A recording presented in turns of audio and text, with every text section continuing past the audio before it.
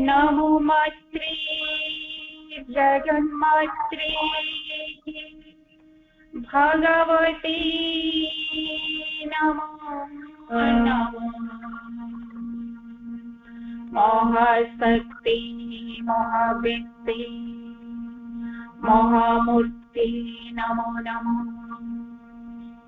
हे भगवती जगत जननी तुमको अमर प्रणाम। हे महाशक्ति रूपिणी अव्यक्त अमूर्त रूपिणी तुमको अमर प्रणाम।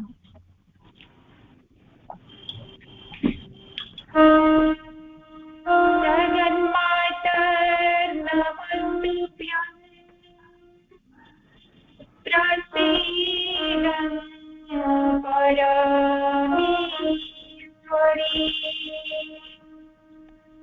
तव स्तुति करिष्यामि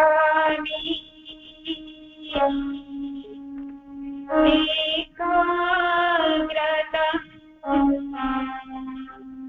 प्रणेमि। तव स्तुति करिष्यामि एकाग्रतं प्रणेमि।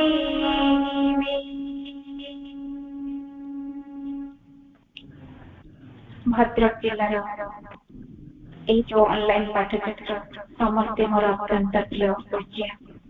बहुबार सहित पाठचक्र वार्षिक उत्सव सम्मेलन में आमे आम परिवार सहित समस्ते जोग दे था। बहुत आनंद लगुच आज यही विषय को मत आलोचना करने।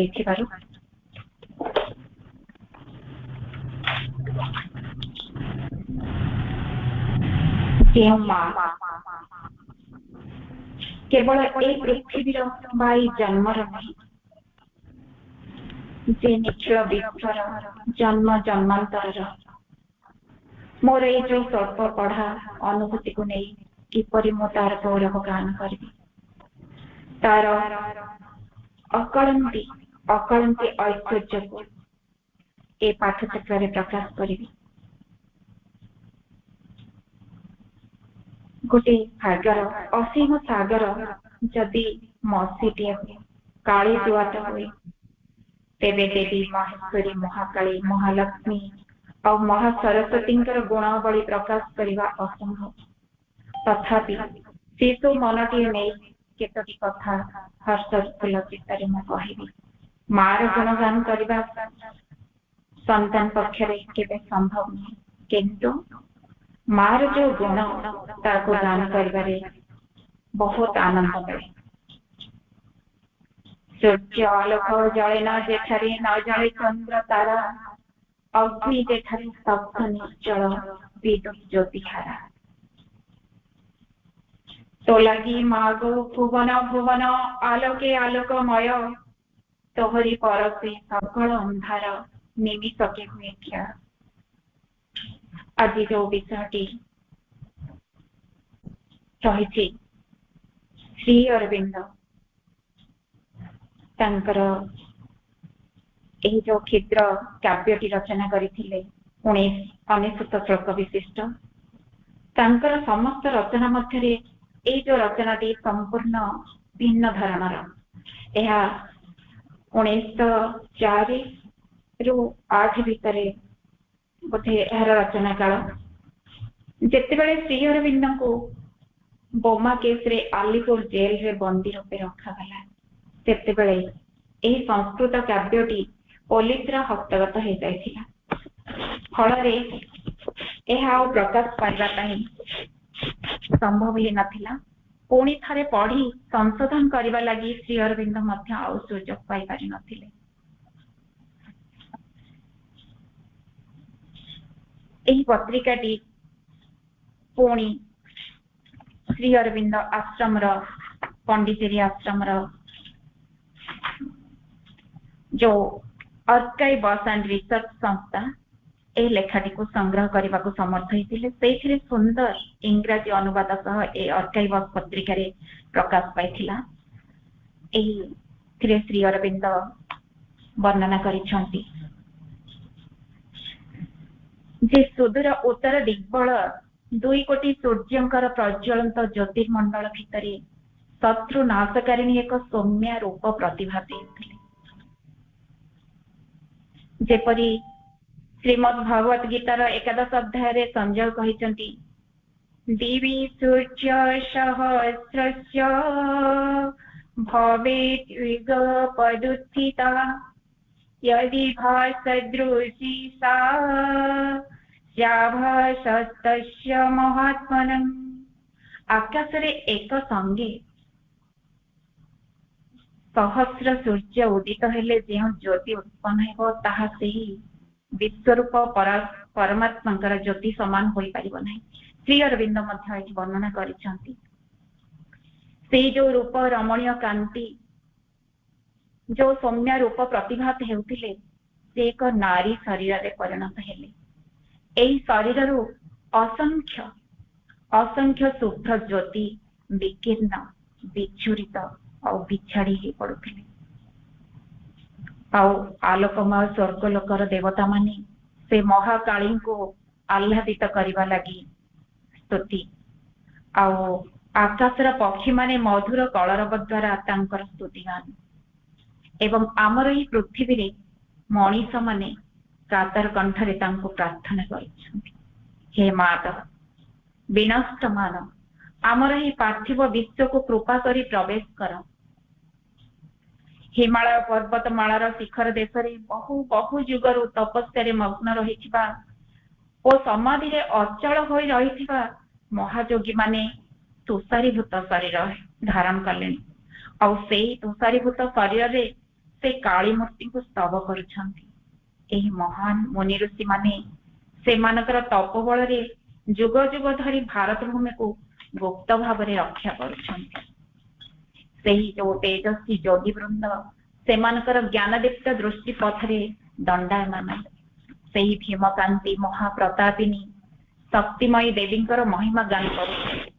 हे विशाल शक्तिशालिनी देवी तुमको नमस्कार करुछु। कृपा करी महान जाति मानक आसु विपदर रक्षा कर। हे बलशालिनी किए तुमर बल और सामर्थ्य वर्णना करि परिबो। तुमे समस्त भुवन को आपणर आलोक रे प्रकाश करुछ तेणु तुमे प्रकाशमयी तुमे ही परमा देवी तुमे ही प्रजा मानकर जननी। हे परम ऐश्वर्यशालिनी प्रभुत्व ऐश्वर्य अनिंद्य तेजस्विता यही सब केवल तुमे ही मनुष्य को दे पार अन्य केही ए सब देबारे समर्थ नुहंती। किंतु तुमे जदि रुष्ट हुओ तेबे ए सब मध्य क्षणकरे ध्वंस करि देई पार। पुणी हे सौम्य तुम करवल पल्लवरे सामान्य इंगित फल भारत भूमि रे अंधकार दूरीभूत हो गला। आकाशरु रक्तिमाभ मेघमाला मध्य दूरे गला। तुमर शक्ति तो कल्पनातीत तुम्हें शांति और शुभ स्वरूपिणी। 10 दिगरे तुमर शक्ति दुर्लभ। हे अकल्पनीय बलधारिणी देवी कली को दमन करी तुम्हें प्रजा मान को जननी रूपे पालन करि थाओ। तुमरी प्रभाव रे भारतीय माने वर्तमान वेद मार्ग रे अग्रसर हेबाकु बसिछंती। सूर्य वंश संभूत आर्य माने पुनश्च सनातन धर्म मार्ग को रक्षा करुथबार देखा जाउछि। आ भारत भूमि रे स्मितहासिनी चपला लक्ष्मी पुनश्च समुज्जल रूप रे विराजित होइथिबार जणा जाउछि। सत्यमयी धर्मधारिणी महान व्रतनिष्ठी इत्यादि संबोधन करी से माने तुमको स्तुतिगान करुछंती। आउ मध्य के तुमको सौम्य और भयंकरी इत्यादि संबोधन करी स्तव करुछंती। हे देवी तुमे ही काली महानिष्ठुरा तुमे पुणी सही अन्नपूर्णा दयावती आउ सौंदर्यमयी तुमे मध्य से जगतर अंतकारिणी महाकर्तृत्वमयी ईश्वरी। तुमे पुणी सही प्रेमाकुलिता आउ महाभावमयी श्रीराधा तुमको बारंबार नमस्कार। हे सर्वशक्तिमयी देवी तुमर ही अनंत शक्ति अनंत समृद्ध ओ अखिल मूर्तिर वर्णना किए करि परिबो। तुमे एही तेजर तेजस्विता, तुमे मध्य बलवान मानकर बल, एवं तुमे मध्य सबु किछि कोमल वस्तुर कोमल। हे दशभुजा धारिणी, तुमे अस्त्र धारण कर, तुमर प्रिय आर्य संतान मानक रक्षा करुछ। हे सौम्या, घन अंधकार पूर्ण स्थान रे जलमान पर्वत जेपरी आलोक विस्तार करे, तुमे सेहीपरि समग्र आर्यवर्त को तुमर भयंकर तेज द्वारा आलोकित करुछ। आ भारतर नगर द्वार रे तुमको खड्ग हस्ते दंडामान होइथिबार देखा जाउछि। हे देवी, तुमे कली को दमन करी प्रजा मानक जननी रूपे पालन करिथाओ, सेमानक हृदय रे सत्व भाव वृद्धि करिथाओ एवं शाश्वत सत्य को धात्री भली पालन करिथाओ। मनुष्य मानक स्वाधीन वृत्ति को पुनः आचरण करने को प्रेरणा देता। सूर्य संभूत आर्य माने पुनश्च सनातन धर्म मार्ग को रक्षा करुवार देखा जाउछि। आउ भारत भूमि रे स्मित हासिनी समुज्जल रूपे तुम्हें विराजित हेउछ। एठी श्री अरविंदकर दुर्गा स्तोत्रर सेई पंक्ति, माता दुर्गे काली रूपिणी नर मुंड मालिनी दिगंबरी कृपाण पाणी असुर विनाशिनी क्रूर निनादरे अंतस्थ रिपुंकर विनाश गोटिए जे परि न करे आम हृदय वास विमल निर्मल हेउ मा श्री चरणे प्रार्थना प्रकाश हुआ मा जननी एहि आम वासना। एठी माँ को प्रश्न करा माँ ये जो घोर कृष्णवर्ण काली तांकर काम कौन? माँ कहले ए काली नाना प्रकार ध्वंसात्मक काम रे लिप्त रहନ୍ତି और ध्वंस करिबारे तांकर महा आनंद। एही प्रसंग रे माँ तांको अनुभूति र कथाटे कहिथिले। माँ जेतेबेले प्ले ग्राउंड रे आमे समस्त पंडित जी जाइछंती, प्ले ग्राउंड आम समस्तंकर मांकर दिव्य उपस्थिति स्थान, प्ले ग्राउंड रे मेडिटेशन ये समस्तंकर अत्यंत अनुभूति समस्त से प्ले ग्राउंड को नहीं जावाकू हबो। माँ कहते जेतेबेले प्रथम विश्वयुद्ध आरंभ समय ए घटनाटी माँ रहउथिले डिस्प्ले हाउस रे और श्री अरविंद रहउथिले गेस्ट हाउस रे। जेतेबेले डिस्प्ले हाउस रे माँ रहउथिले से खोला छात उपरु श्री अरविंद को कोठरी और टेरास खोला छात सब देखा जाउथला। प्रतिदिन माँ सकाळे श्री अरविंद कोठरी आड़ को मुह करी खोला छात उपरे ध्यान करुथिले। से समय काली मां को कोठरी रे कबाट दे भीतर को प्रवेश करुथिबार माँ देखिले। माँ प्रश्न कले तुमर कौन दरकार? मां को प्रश्न शुणी काली पूरा जंगली नृत्य आरंभ करते। माँ कहते सप्तरे जंगली नाच। से कहले ने से काली कहते जे प्यारिस दखल करा जाइछि, प्यारिस को ध्वंस करा जिवो। माँ ध्यान करुथिले, काली को चाहि कहले ना प्यारिस केही दखल करि परिबे नाही। माँ खूब शांत भावरे खूब शांत भावरे किछि शक्ति प्रयोग करी कहले। काली कौन कले ना मुह विकृत करी चली गले। माँ जेतेबेले काली को कहले ना प्यारिस केही दखल करि परिबे नाही, ठीक सही मुहूर्त रे मांकर जो शक्ति मांकर जो शांत भावना से मुहूर्त जर्मन सैन्य मान मध्य भीति संचार होइथिला और से माने पछघुंचा देइथिले। फरासी सैन्य पछरु आक्रमण कले और आप्राण युद्ध करिके जर्मन सैन्य मान को हराइथिले। या माँ एठी महाशक्ति प्रयोग करथिले। माँ महाशक्ति रूप से तांकर समस्त रूप गुड़िक प्रभाव विस्तार करती। जदिओ मांकर प्रतिटी रूप स्वाधीन भाव से काम करती किंतु महाशक्ति भाव माँ मझिरे मझिरे से नियंत्रण करती। महाकाली रुद्र रूप को माँ किंतु सदाबेले संवरण कर रही। तथापि मझिरे मझिरे मांकर से तेजस्वी रूप प्रकाश पाउथला। दिनकर कथा जड़े 22-23 वर्षर तरुण मां साथी उद्धत भाव कथा एमिति उद्धत भाव कथबार्ता ढंग व्यवहार मात्राधिक हो गला। हठात मांकर कंठस्वर तीव्र हो गला। माँ उद्विग्न कोई कहते चुप कर चुप कर, महाकाली जागृत होती। प्रकृत में मां भितर से महाकाली शक्ति जागृत हेले किंतु से संतान को रक्षा करेंगे, से महाकाली प्रचंड तेज और गोपनल रक्षा करेंगे। मां कि प्रचेषा।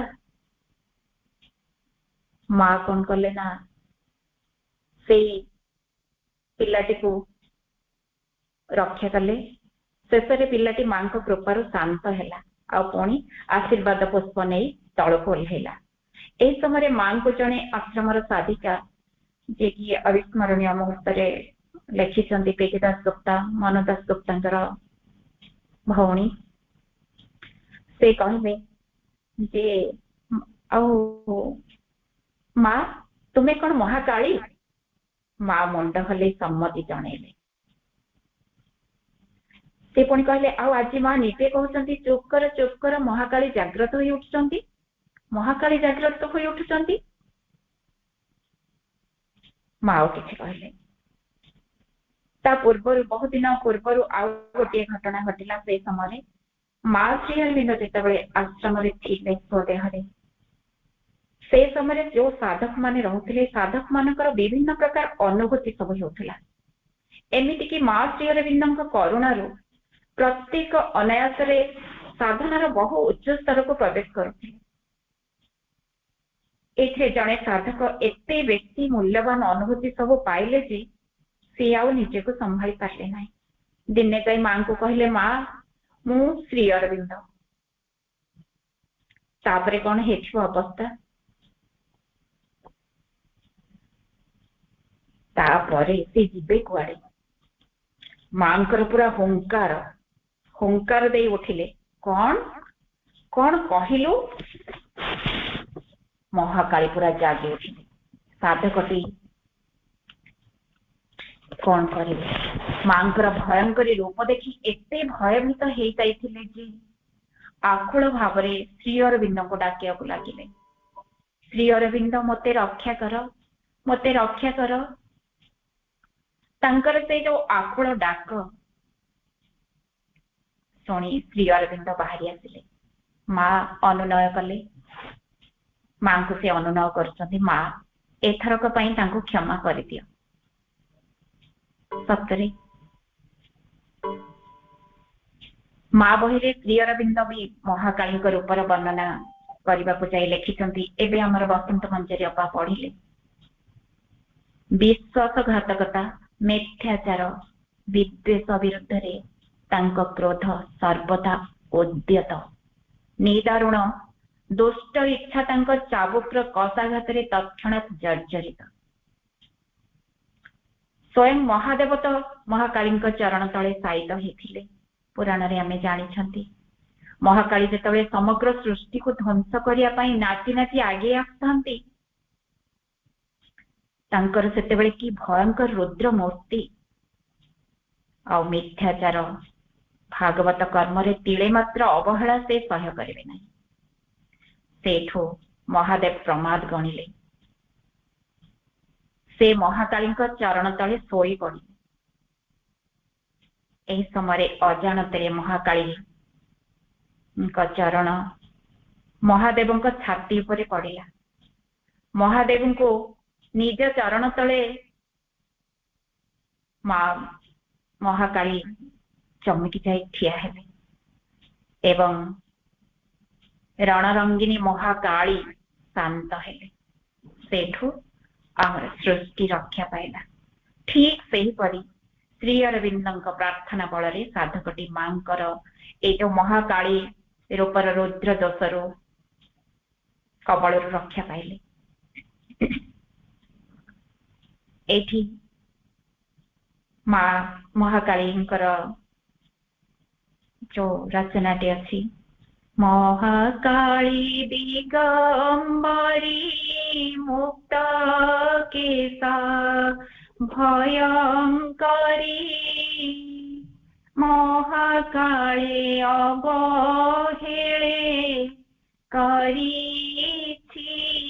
बस अंतर बाहर सारा विरोध शक्ति रे भरा खंड परसु आघाते करमाशेष अतसी कुसुम बरणी घेन मंदार मंगलहारिणी। अतसी कुसुम होची गोटे पुष्प आउ एठी तो घेन मंदार माँ अमंगलहारिणी लाल मंदार महाकालींकर फूल। माँ प्रकृत में मंदार फूलर प्रतीकात्मक अर्थ देइछथि शक्ति। महाकाली शक्तिर प्रतीक रूपे लाल मंदार माँ चरण रे अर्पण करा जाए। किंतु जुग जुग पूर्वर मुनि ऋषि माने तांकर जो सूक्ष्म दृष्टि से ही ज्ञान रे एक कथा से लाभ करथिले जे प्रत्येक देवादेवी अलग अलग पुष्प निवेदन करा जाए। माँ से संध्या बेले प्ले ग्राउंड रे फ्रेंच क्लास नौथिले दिने कालींकर नाना रूप संबंध में अनेक कथा कहते। समुद्र कूल गोटे आर्यकुपम बोली गोटे जगह अच्छी से जगह को थे माँ बोलवा जाते किसी दूर जावा परे गाड़ी बंद करके चुपचाप गाड़ी भितर बसी रहे। हठात देखिले गोटे खूब कला खूब पतला केश खोला होइथिबा मूर्ति मांकर पाखरे आसी उपस्थित है। मूर्ति टी बारंबार अनुनय करी मां को कहते माँ तुम्हें मते साहाय्य कर तुम शक्ति और साहाय्य पाइले मो पाखक अनेक लोक आसवे मोर शक्ति बढ़। माँ कहले आउ बेसी शक्ति बा लोक तुमर दरकार नहीं जहा अच्छी ताहा नहीं संतुष्ट रुह। माँ संगे संगे गाड़ी चलेवा को कहले। पुणी माँ जितेबले भीरामपट्टनम काली मंदिर को गले सेतेबले बुझी पारिले जे सेही जो मूर्ति देखिथिले तांको जे साहाय्य मागुथिले से होछंती ए मंदिरर काली। सेठु मां को प्रश्न करा जायथिला माँ ए काली केउ स्तरर काली? माँ कहचंती एमाने समस्ते समस्ते केतेकांशरे स्वाधीन किंतु संपूर्ण रूपे नुहंती। मन हुए जमीती स्वाधीनता संपूर्ण किंतु से स्वाधीनता पुणी नियंत्रित संपूर्ण नुह। पुणी संपूर्ण मध्य एई धरणी रे चैतन्यमय होचंती महाशक्ति रूपे समस्त रूपर विग्रह और केंद्र बिंदु। तांकर जो प्रतिटी रूप अच्छी प्रतिटी विग्रह से कार्य को नियंत्रण करिवार क्षमता शक्ति केवल महाशक्ति रही। महाशक्ति से कार्यर लगामटी धरी था। काली कथा धरा जाऊ महाकाली जितेबाला कौन विषय हस्तक्षेप करने को सिद्धांत नियंती सेतेबाला महाशक्ति जहां व्यापक भाव में समस्त वस्तु और घटना देखिबार सुदूर प्रसारी गोटे दृष्टि शक्ति रही से जदि बुझी पारती जे हस्तक्षेप करिवार उपयुक्त समय होइना किंबा ठीक समय पूर्व कार्य आरंभ करा जाउछि ताहले से महाकाली को नियंत्रण करती लगाम टाणी धरती तांको कहती तुम्हें शांत हो सेतेबेले महाकाली शांत होगा को बाध्य होती। पुणी अन्य दिगरु जदि देखिबा आमे देखिया को गले से पूरा पूरी स्वाधीन भाव में कार्य करते। मां को प्रश्न करा जायथिला जे महाशक्ति कहीं महाकाली को शासन करती कहीं काम रे लगाम टाणी धरती। जे श्री अरविंद तो लिखिचंती से जदि नथान्ते ताहले गोटे दिन रे जो काम हुए ताहा संपन्न हेबाको बहु शताब्दी लागि थांता। माँ कहले सेइथिपाई मो कहूछि जे महाकाली अछंती एवं तांको काम करि चलिछंती। तांकर कार्य करिवार एक निजस्व दृष्टिभंगी रहिछि, किंतु संपूर्ण सुदूर प्रसारी दृष्टि नहीं देखा गले महाकाली तांको निजस्व दृष्टिभंगी रे पूरा कर्मधारा को देखती। जेहेतु महाशक्ति कर्मधारार समग्र रूप को देखा पाती से दरकार हेले कहती ना ए पर्यंत उपयुक्त समय आसी नाही। पुणी माँ कहले महाकाली मूर्ति संपर्क में माँ कही जे मनीषर दृष्टि नहीं सत्य को देखा प्रकृत रे तांकर रूप सेपरी नुहे, मनीष दृष्टि नुहे।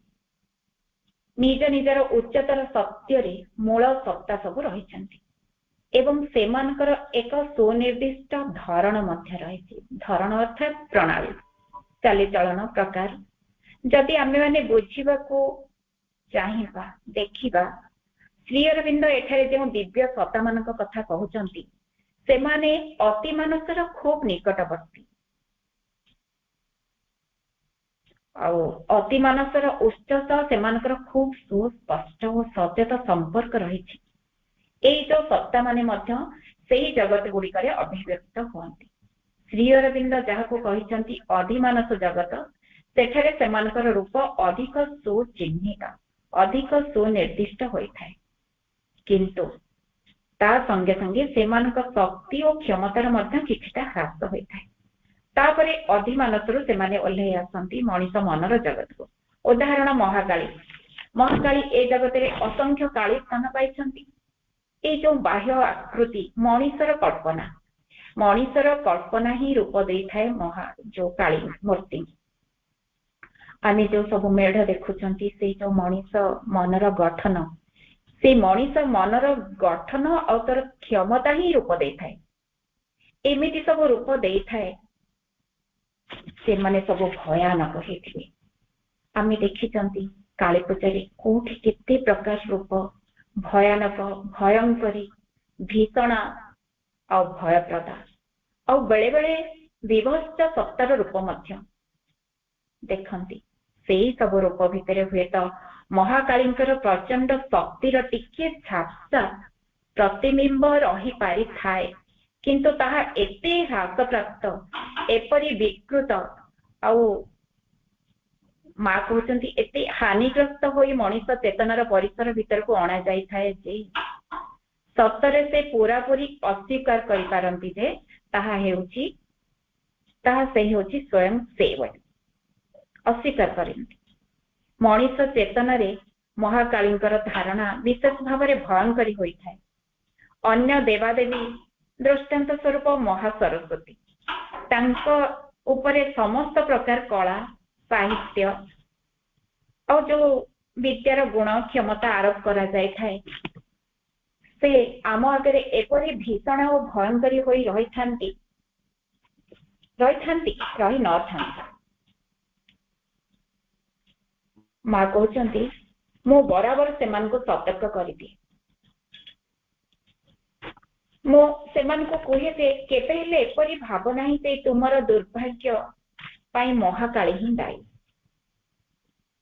एपरी होई पारे जे तुम घरे जो काली मूर्ति को तुम्हें पूजा करुछ ता भितर कोनसी अपशक्ति प्रतिहिंसा परायण कोनसी सत्तार आविर्भाव होइछि। प्रकृति रे सांघातिक विपद मान भी घटी पारे।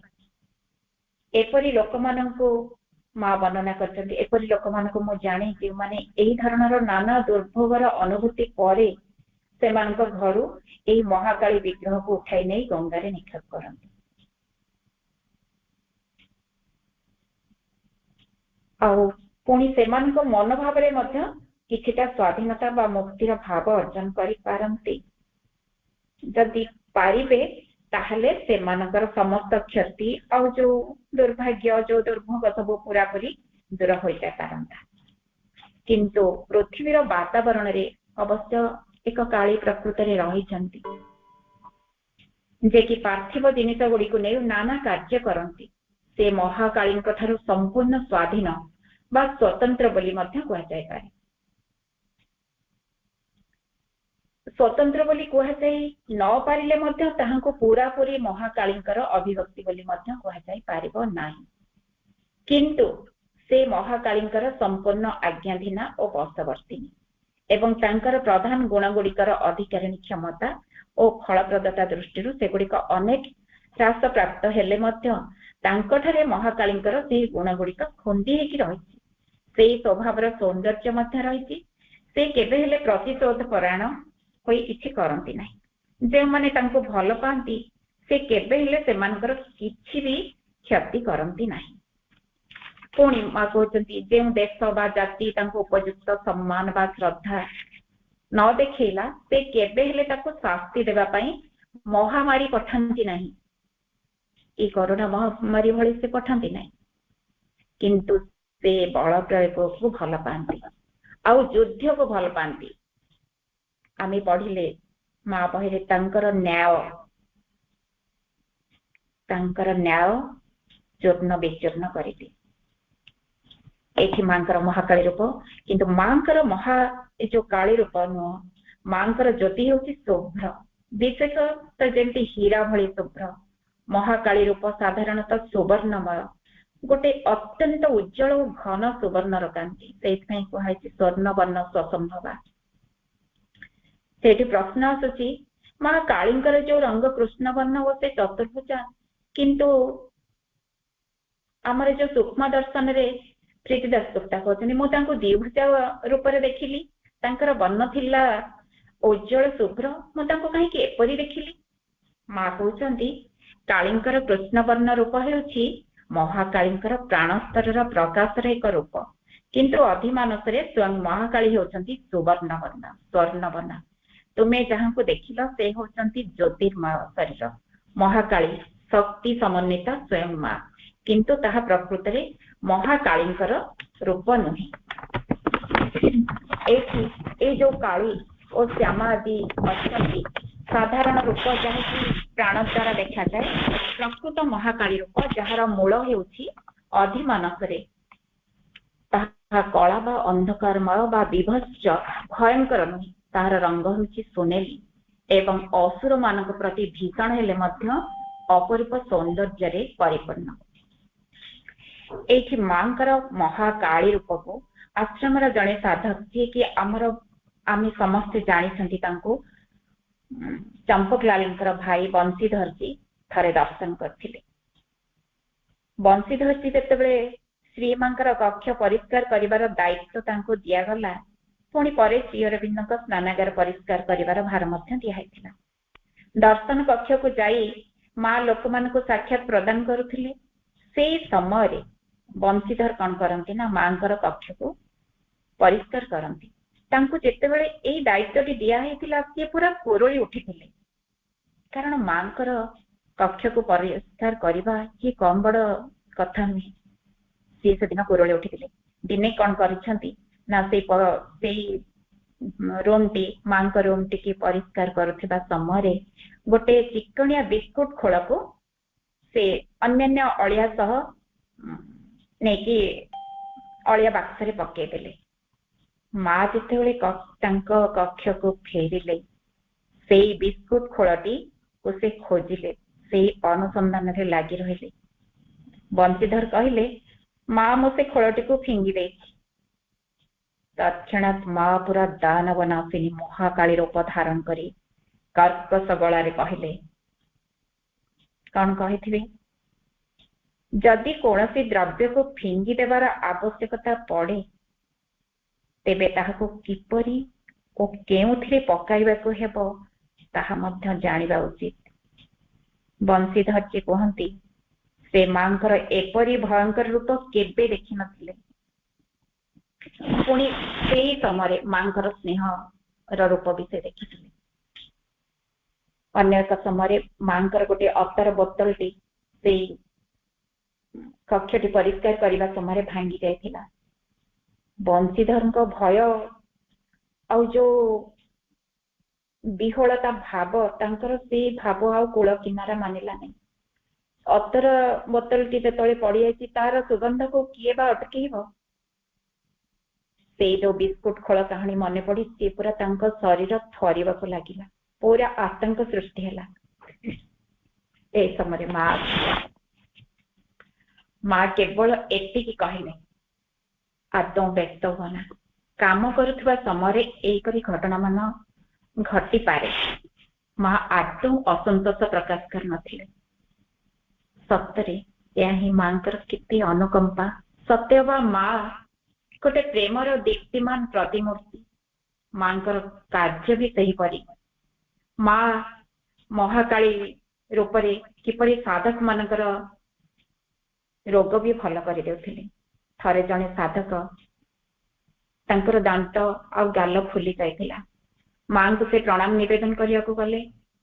ମା ତାଙ୍କର ଗୋଟେ ହାତକୁ ନିଜ ହାତରେ ଧରିଲେ ଆଉ ଅନ୍ୟ ହାତରେ ଖୁବ ଜୋର କରି ଗୋଟେ ଥାପୁଡା ଦେଲେ।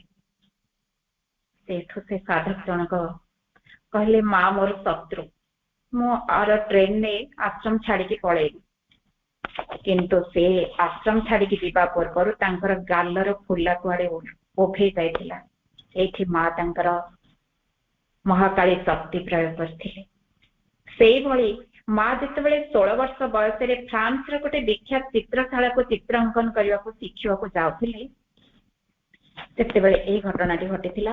ମା ତ ସେତେବେଳେ ତାଙ୍କୁ ଅସୁବିଧା ସମୟରେ ମାଙ୍କର ସହାୟତା ସମସ୍ତେ ନେଉଥିଲେ, ତାଙ୍କର ସଙ୍ଗିନୀ ମାନେ। ଥରେ ମନିଟ୍ରେସ୍ ଭାବେ ନିଯୁକ୍ତ ଜଣେ ଅଳ୍ପ ବୟସ୍କା ତରୁଣୀଙ୍କର ସେଠାରେ ଜଣେ ଉଚ୍ଚସ୍ତରୀୟ ବୟସ୍କା ମହିଳା ତାଙ୍କ ସହିତ ତାଙ୍କର ମନମାଳିନ୍ୟ ହେଲା।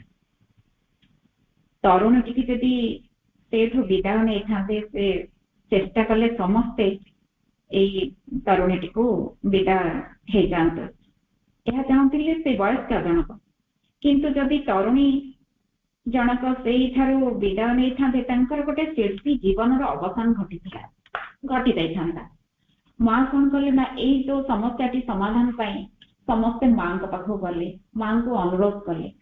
ମା ଅନେକ ଯୁକ୍ତି ଛଳରେ ତାଙ୍କୁ ବୁଝେଇଲେ, ଚେଷ୍ଟା କଲେ, ମାତ୍ର ସେ ଯୋଉ ବୟସ୍କ ଜଣକ କିଛି ବି କର୍ଣ୍ଣପାତ କଲେ ନାହିଁ। ମହାକାଳୀଙ୍କର ସେଇ ଯୋଉ ପ୍ରଚଣ୍ଡ ଶକ୍ତି ମାଙ୍କ ମଧ୍ୟକୁ ଅବତରଣ କଲା। ମା କଠୋର ଦୃଷ୍ଟିରେ ତାଙ୍କୁ ଚାହିଁ ଏତେ ଜୋରରେ ତାଙ୍କ ହାତକୁ ଚାପି ଧରିଲେ ଯେ ତାଙ୍କର ସେଇ ବୟସ୍କ ମହିଳା ଜଣଙ୍କର ମନେ ହେଲା ତାଙ୍କ ହାତର ହାଡ ସବୁ ଯେମିତି ଭାଙ୍ଗି ଯାଉଛି।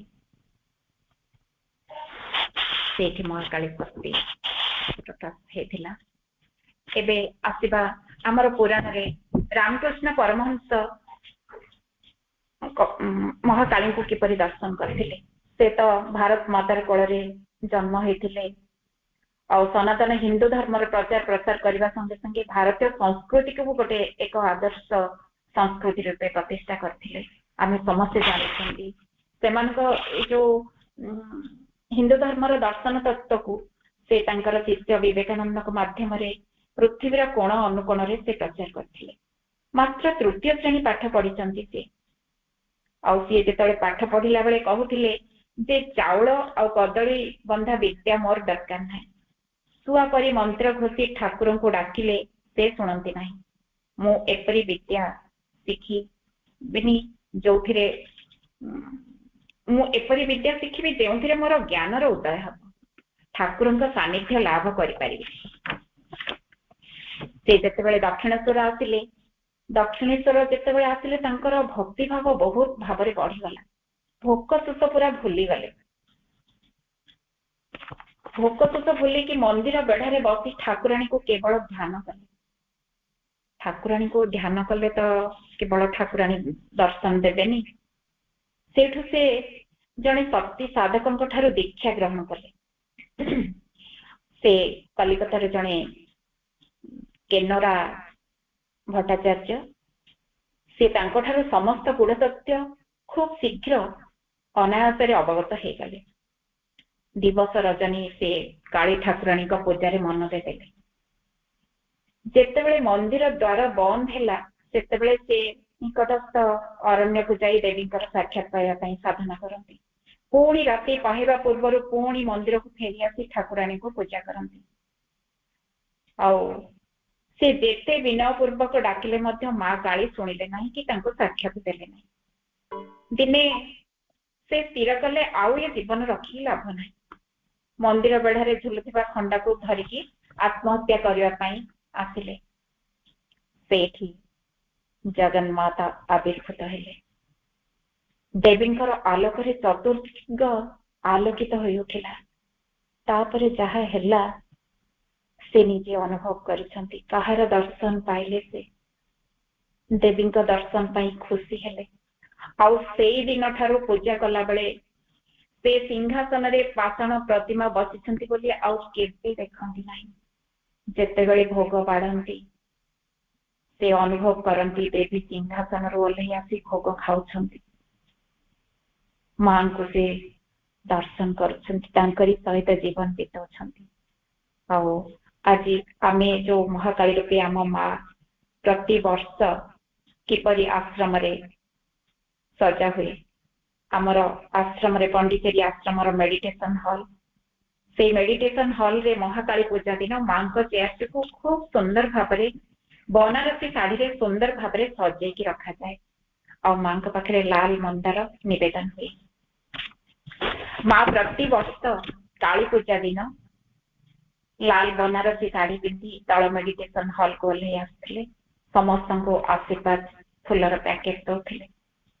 आउ छोट छोट खाम भितर माँ कौन करुले ना दिव्य प्रेम जो डालिंब फुलर पाखुड़ा, डालिंब फुलर ना माँ देइछंती दिव्य प्रेम, से पाखुड़ा रखा जाउथिला।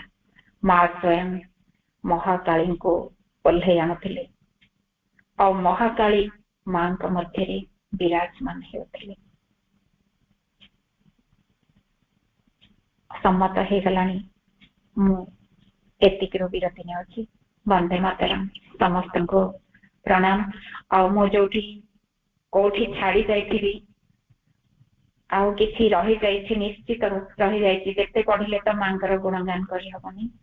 आउ आपण माने निजे बही को पढ़िबे, जानि पारिबे। और मोर यही स्वल्प पढ़ा अनुभूति मुझे कहीकि रखुଛି। वंदे मातरम।